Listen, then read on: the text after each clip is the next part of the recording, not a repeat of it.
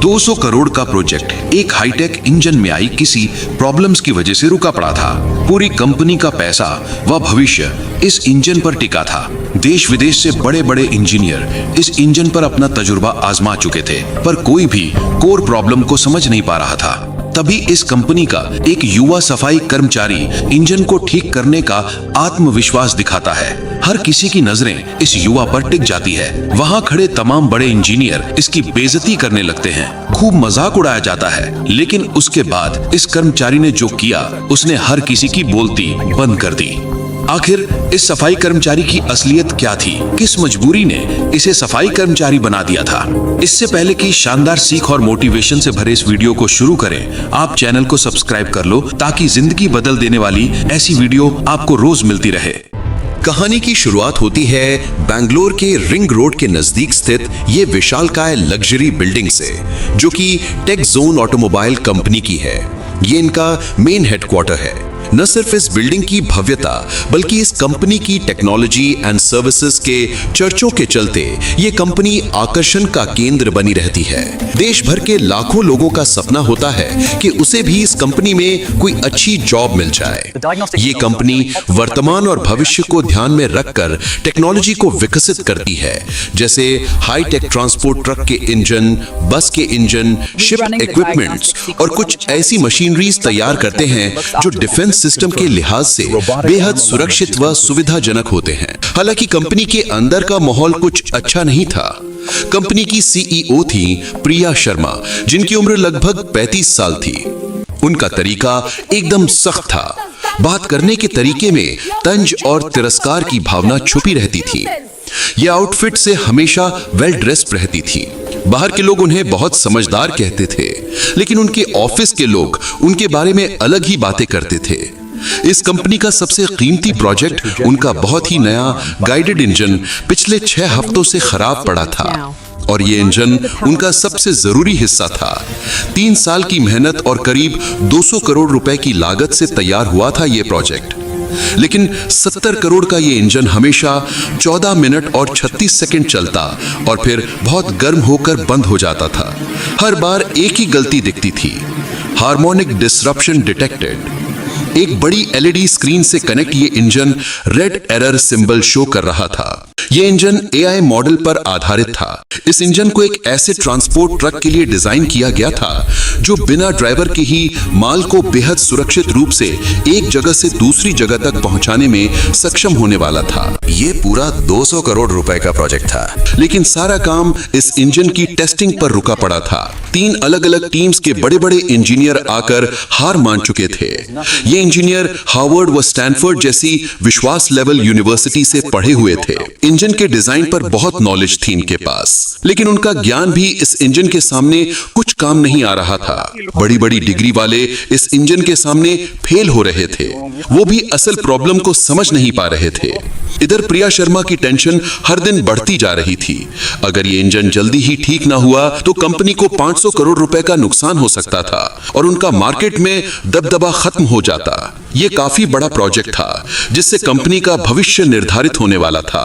इसी कंपनी में दीपक मौर्य नाम का एक सफाई कर्मचारी था, जो कि पिछले 4 सालों से इस कंपनी में कई उतार चढ़ाव देख चुका था। ये काम तो सफाई का करता था, पर इसकी नजरें, इसका दिमाग यहाँ की टेक्नोलॉजी को निहारती रहती थी। दिमाग से इतना तेज कि जिस भी काम को ध्यान से देखता ये उसे सीख लेता था।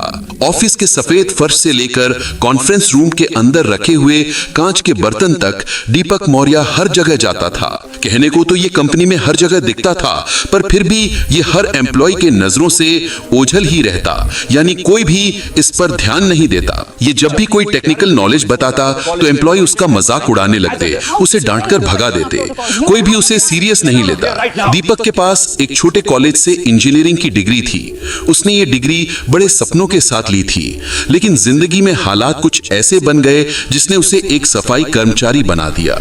क्योंकि उसकी मां को फर्स्ट स्टेज कैंसर था, जिसका इलाज तो था पर वो बहुत महंगा था और हर इलाज का खर्चा इतना ज्यादा था कि अगर वो बड़ा इंजीनियर बनने का सपना देखता तो मां का इलाज रुक जाता। उसने अपना सपना नहीं चुना बल्कि मां का इलाज चुना, जिसके लिए पैसे जोड़ने के लिए वो कोई भी काम करने के लिए तत्पर हो गया।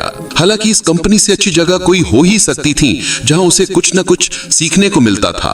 इसीलिए वो कहीं और काम न करके इस कंपनी में सफाई कर्मचारी बन गया। दीपक दिन भर ऑफिस में रहता, लेकिन उस इंजन की आवाज उसे हमेशा सुनाई देती थी। रात को जब सब लोग घर चले जाते और वो कॉन्फ्रेंस रूम का सफाई करता तो वो चुपके से इंजन के ब्लूप्रिंट्स पढ़ता था। उस इंजन का दिमाग सफाई में नहीं, उसके डिजाइन में लगा रहता था। उसने देखा कि इंजन जर्मनी में छोटे यूनिट में बना था, लेकिन उसका एआई सॉफ्टवेयर अमेरिका के बड़े यूनिट्स में सेट किया गया था। एक छोटा सा यूनिट बदलने का फर्क एक बड़ी गलती पैदा कर रहा था। दीपक का जीवन बड़ा संघर्ष भरा रहा। 9 साल की उम्र में दीपक के पिता चल बसे। तब से माँ और दादाजी की देखरेख में ही दीपक पला बढ़ा। दीपक की पढ़ाई लिखाई से लेकर घर के तमाम खर्चों को दादाजी ही पूरा करते। दादाजी का एक पुराना गैराज था। दीपक पढ़ाई लिखाई में बहुत अच्छा था, तेज बुद्धि का था। वो अक्सर स्कूल से आकर अपने दादाजी के गैराज पहुंच जाता और उनके काम में हाथ बटाने लगता। दादाजी उस इलाके के सबसे पुराने और जाने माने मैकेनिक थे। उनका तजुर्बा, उनका हुनर काबिले तारीफ था। वो इंजन की आवाज सुनकर ही बता देते कि दिक्कत क्या है। वहीं दीपक भी कुछ कम नहीं था। दादाजी जैसा हुनर तो मानो उसे विरासत में मिल गया हो। दादाजी जब भी किसी गाड़ी को ठीक कर रहे होते तो वो बड़े ध्यान से देखता, वो चीज को बारीकी से समझता। दादाजी भी उसे छोटी बड़ी बारीकियां बताने लगे। दीपक की उम्र भले कम थी, पर उसकी लगन और उसका इस काम में प्यार व समर्पण देखकर दादाजी दीपक को भी मैकेनिक के काम की बारीकियां बताने लगे। दादाजी दीपक का नाजुक हाथ चल रहे इंजन पर रखते थे और कहते थे, बेटा इस धड़कन को महसूस करो। एक इंजन तुम्हारे डिग्री से कोई मतलब नहीं है, उसे सिर्फ उसके धड़कन सुनने वाले की जरूरत है। मशीन की भाषा समझो, वो तुमसे कभी झूठ नहीं बोलेगी। दादाजी ने उसे सिखाया था कि इंजन को उसकी आवाज से, उसके वाइब्रेशन यानी कंपन से और यहाँ तक कि हल्की सी बदबू से भी कैसे प्रॉब्लम की पहचान की जाती है। दादाजी ने सीख दी कि बेटा जीवन में कोई काम तब तक ही मुश्किल लगता है जब तक उसकी सही जानकारी हमारे पास नहीं होती। जब तुम पूरी लगन से सीखोगे तो दुनिया का कोई भी काम जल्दी सीख सकते हो और बार बार प्रैक्टिस मेहनत तुम्हें तुम्हारे काम में कुशल बनाएगी, तुम्हारी स्किल को निखारेगी। 16 साल की उम्र तक दीपक इतना माहिर हो गया कि वो पूरा इंजन अब आंख बंद करके बना सकता था। लेकिन फिर हालात बदल गए। दादाजी एक दिन चल बसे। उनके अंतिम संस्कार में शहर भर के मैकेनिक और इंजीनियर आए थे, लेकिन दीपक मन में वो ज्ञान और हाथों में हुनर आज भी था। उसके अंदर चीजों को जानने समझने की प्रबल इच्छा उसे इस कंपनी में ले आई थी। गुरुवार का दिन था। कंपनी की किस्मत आज तय होने वाली थी। जर्मनी से बड़े इन्वेस्टर मिस्टर स्मिथ और उनकी टीम वहां मौजूद थी। उनके पास करीब 800 करोड़ रुपए की फंडिंग थी। डॉक्टर लेखा, जो एक बहुत बड़ी इंजीनियर थी, वो भी उनके साथ थी। उनकी तेज नजर से कोई गलती छुप नहीं सकती थी। एक बड़े हॉल के अंदर प्रिया शर्मा की मौजूदगी में उस नए इंजन का आखिरी टेस्ट चल रहा था, जिसपे बहुत बड़ी डील टिकी हुई थी।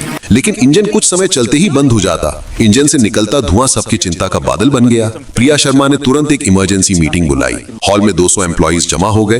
प्रिया ने घबराहट वाली आवाज में कहा, इंजन काम नहीं कर रहा है, अब हम खर्चे कम करेंगे। वो लोग जिनकी जरूरत नहीं है उन्हें तुरंत कंपनी से निष्कासित कर दिया जाएगा। दूर खड़ा दीपक बहुत देर से ये सब देख रहा था। दीपक हिम्मत बांधते हुए उन लोगों के करीब आकर कुछ ऐसा बोल दिया कि वहां मौजूद सबकी नजर दीपक पर टिक गई। दीपक अपना एक हाथ उठाते हुए बोला, मैम, मुझे लगता है कि गलती सॉफ्टवेयर में नहीं बल्कि इंजन के कंपन यानी हार्मोनिक फ्रीक्वेंसी सेट करने में है। 200 लोगों के चेहरे एक साथ दीपक की तरफ मुड़ गए।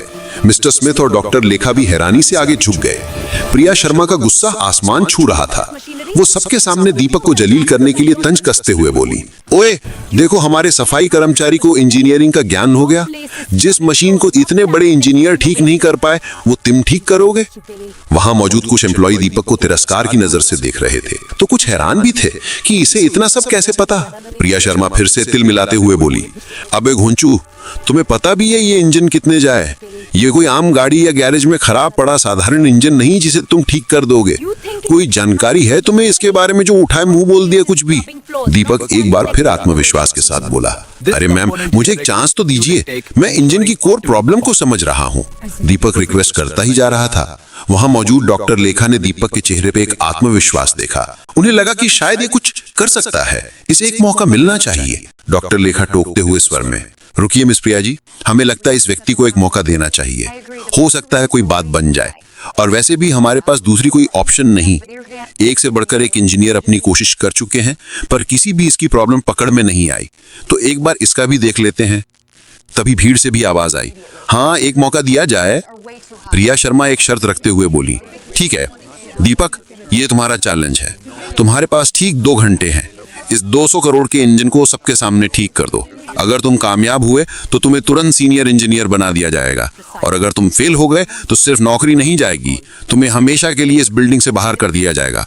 और मैं खुद तुम्हारे बारे में सबको बताऊंगी कि तुम कितने बड़े नाकामयाब आदमी हो। प्रिया मनी मन सोच रही थी कि ये सफाई कर्मी क्या ही जानता होगा, उल्टा और खराब कर देगा। चलो अच्छा है, अगर इंजन में कोई खराबी आई तो मैं सारा इल्जाम उन तमाम लोगों पर लगाऊंगी जो भी इसे बढ़ावा दे रहे हैं, इसका सपोर्ट कर रहे हैं। दीपक के चेहरे पे कोई डर नहीं था। प्रिया इस सफाई कर्मी से चिढ़ी हुई थी और प्रिया को दुनिया के सामने इसका मजाक बनाने का एक मौका मिल गया। प्रिया ने तुरंत अपनी टीम को बोला, इस पूरे चैलेंज को सोशल मीडिया पर लाइव दिखाया जाए।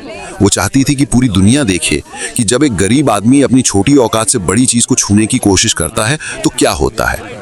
दीपक के दिमाग में सिर्फ दादाजी की आवाज गूंज रही थी। दीपक इंजन को शुरू करने को कहता है, इंजन शुरू किया जाता है। दीपक शांत खड़ा होकर बड़े ध्यान से इंजन की आवाज को सुन रहा था। हर किसी की नजरें जिज्ञासा पूर्वक दीपक को निहार रही थी कि आखिर ये क्या करेगा। डॉक्टर लेखा दीपक के पास आई। उन्होंने धीरे से पूछा, जवान आदमी, क्या तुम सच में ये करना चाहते हो? तुम्हारा पूरा फ्यूचर दांव पर है। दीपक ने उन्हें देखकर जवाब दिया, मैम, मैं अपनी पूरी जिंदगी इंजन की आवाज को सुनता और महसूस करता आया हूँ। ये इंजन हमें बता रहा है कि इसको क्या मुश्किल है। हम ही सही से सुन नहीं पा रहे हैं। डॉक्टर लेखा ने सर हिलाया। उनके चेहरे पर अब एक शांति थी। ऐसा लगा कि शायद बात बन सकती है। ये वो कर सकता है जो कोई नहीं कर पाया।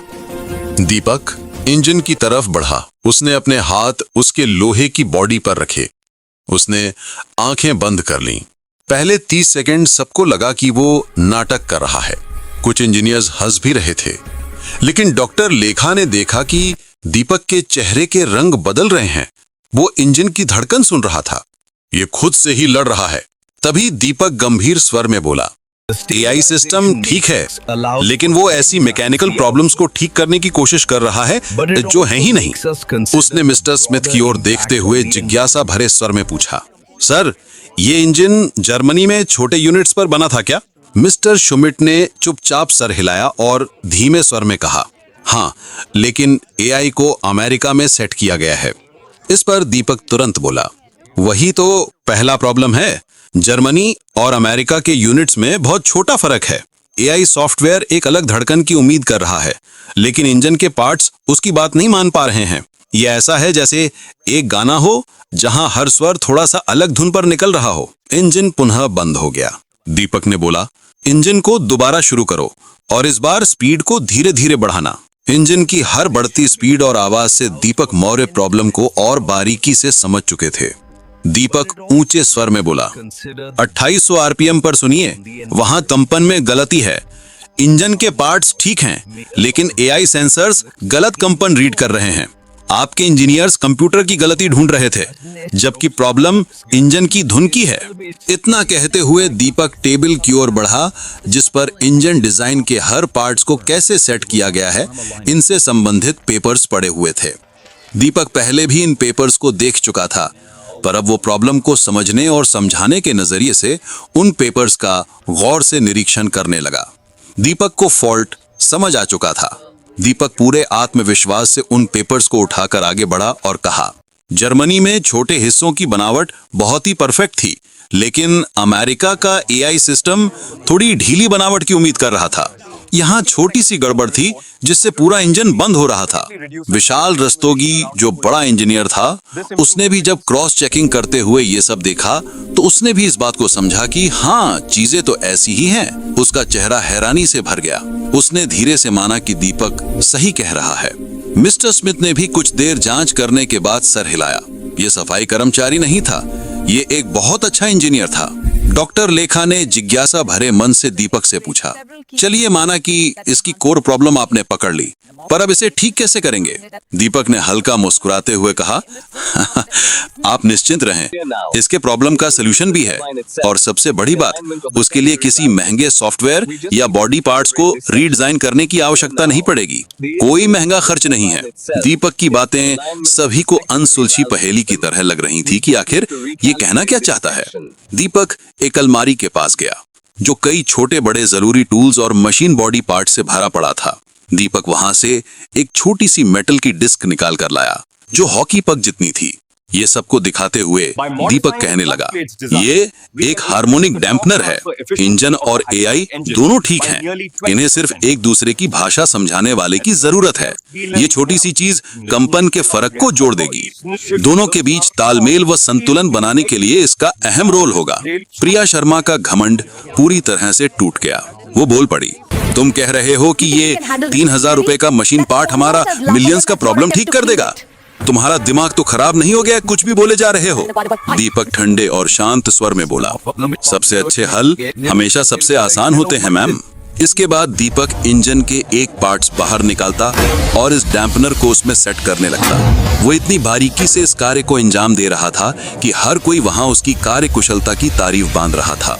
दीपक ने पूरी सफाई के साथ 12 मिनट में डैम्पनर इंजन में सेट कर दिया और पार्ट्स को इंजन में पुनः जोड़ दिया। उसके हाथ वही पुरानी दादाजी की सिखाई मेहनत बता रहे थे। इसके बाद दीपक कुछ सेकंड के लिए इंजन के सामने हाथ जोड़कर आंखें बंद कर मन ही मन प्रार्थना करता है, मानो वो दादाजी से आशीर्वाद मांग रहा हो। आंखें खोलते ही दीपक गंभीर व संधे हुए स्वर में बोला, इंजन टेस्ट के लिए रेडी है। घड़ी में 1 घंटा 47 मिनट ही हुए थे। उधर दीपक की ये तमाम हरकतें सोशल मीडिया पर लाइव दिखी जा रही थी। हर किसी की नजरें, फिर चाहे वो सोशल मीडिया पर या वहां मौजूद सभी एम्प्लॉय इंजीनियर, हर कोई जिज्ञासा भरी नजरों से उस पल को निहार रहा था कि क्या इंजन ठीक से चलेगा अब।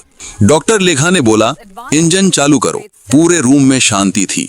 चाबी घूमी और जब इंजन चालू हुआ तो आवाज में फर्क साफ था। अब आवाज में एक गहरा और स्मूथ कंपन था। स्क्रीन पर हमेशा की तरह लाल और पीली लाइट्स नहीं, सिर्फ हरी लाइट्स थीं। इंजन का टेम्परेचर बिल्कुल सही था। डॉक्टर लेखा की आंखों में खुशी से चमक उठी। उन्होंने कहा, 40 साल में मैंने इतनी साफ रीडिंग कभी नहीं देखी थी। इंजन अब 97.3% अच्छे से चल रहा है। ये तो अद्भुत है, विश्वास नहीं होता। प्रिया के चेहरे का रंग उड़ गया, लेकिन वो फिर भी हार नहीं मानी। वो ऐंठते हुए कड़क शब्दों में बोली, ठीक है चल रहा है, लेकिन क्या ये ट्रक को चला सकता है? उसने नीचे खड़े बड़े ट्रक की तरफ इशारा किया। दीपक ने सिर्फ सर हिलाया और बोला, हाँ मैम। इंजन की पावर ट्रक के सिस्टम्स में चली गई। पहली बार 6 हफ्तों में वो बड़ी गाड़ी चालू हो गई। वो ट्रक पार्किंग से बाहर निकला। इंजन की पावर और एआई के जटिल कमांड सिस्टम के तालमेल पर ट्रक बेहतरीन तरीके से चल रहा था और हर रूल को फॉलो कर रहा था। वो ट्रक 37 मिनट तक चलता रहा। मिस्टर स्मिथ और उनके साथी बहुत खुश हुए। ये परफॉर्मेंस उनके सारे पुराने प्लान से भी बेहतर थी। डॉक्टर लेखा ने जब इंजन बंद करने को कहा तो पूरे रूम में सबने सुकून की सांस ली। 6 हफ्ते की नाकामयाबी सिर्फ 1 घंटा 47 मिनट में ठीक होकर बड़ी सफलता में बदल गई थी, और वो भी एक सफाई कर्मचारी के हाथ से। डॉक्टर लेखा आगे बढ़कर दीपक से हाथ मिलाया। तुम्हारी समझ और हल दोनों बहुत अच्छे थे। तुम्हारे दादाजी को गर्व होगा।